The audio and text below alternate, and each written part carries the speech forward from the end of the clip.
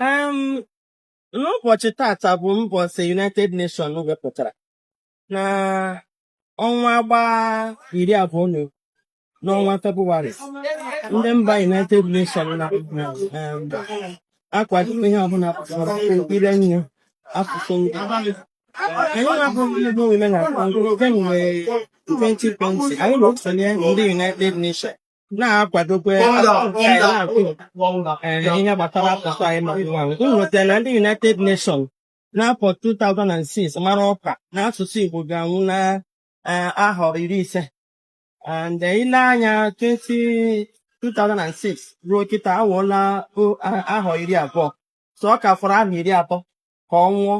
And ịma ịnwa nwa ahụ nọ na usoro n'usoro. Ebe anyị na ugbu a bụ na ụmụaka anyị na-amụ ugbu a na-amụ nwa ada asụ Igbo, ha na-anụ ma ha ada asụ. So ya bụ na ụmụ ha ga-amụ agaghịdo anụ nyafee ịsụ asụ. Ya mere anyị ji na-achọ ịkwa anyị na-emebịa na Lagos. Anyị mere na Lagos 2021, 2020, 2023.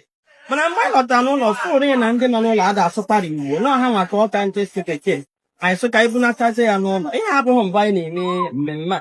Anyị emene ya na Owerri 2024, mekwe ya n'Ụmụahịa na-abịa 2025, wee sị ka anyị pụta ya na Anambra.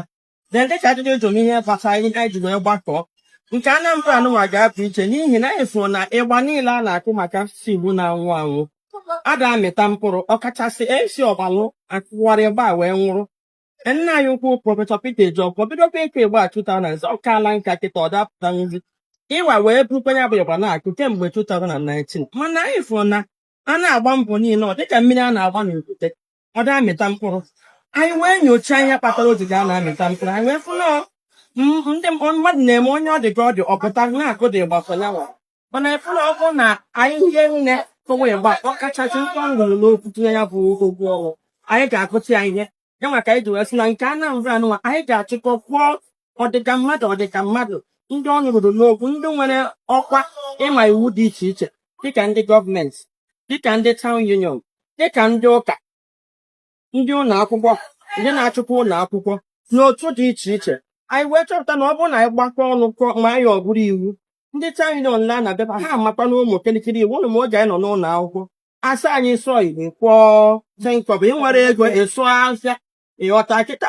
Ọ bụrụ na asụgharị anya bụ iwu isi o ya enye aka ka anyị ghọta na asụsụ bekee na ụkwado nnọọ ka e wee na-akparịta nkata onye na-ada anụ asụsụ gị. Anyị kwesịrị iji asụsụ anyị na-eme ngala dịka ndị agbata obi anyị ndị Yoruba maọbụ ndị Hausa ha ji eme nnukwu ngala ma bụrụ na asụsụ ha aka nke anyị atọ ụtọ.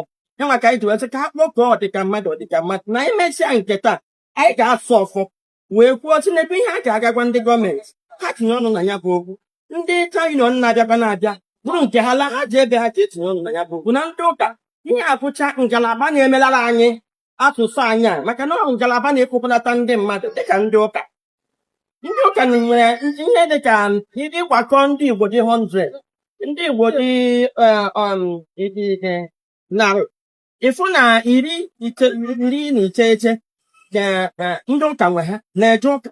Ya bụ na ha kwesịrị iji ọnọdụ ha na-agbaso ha na-abịa kpata asọ onye maka iji wee gbakọọ na Anambra chọọ ka nke a dụ ụda ka ọdịka mmadụ ga-tinye ya ọnụ n'ihe akwụkwọ n'ọkwa na mmadụ nwe ọgọdọ ewu ya ịghọtago n'ọkwa n'oche ka a ga-asị a ga-egbu ya akwụrụ mana isi a ga-ekwu mmadụ onye ahụ agaghị akwụ marakwa na asụsụ anyị nwa anyị anwụgo ileruo ya anya asụsụ anyị ekwotapụ anyị ekwotapụ n'ụwa ileruo ya anya nwe ga-eji ọya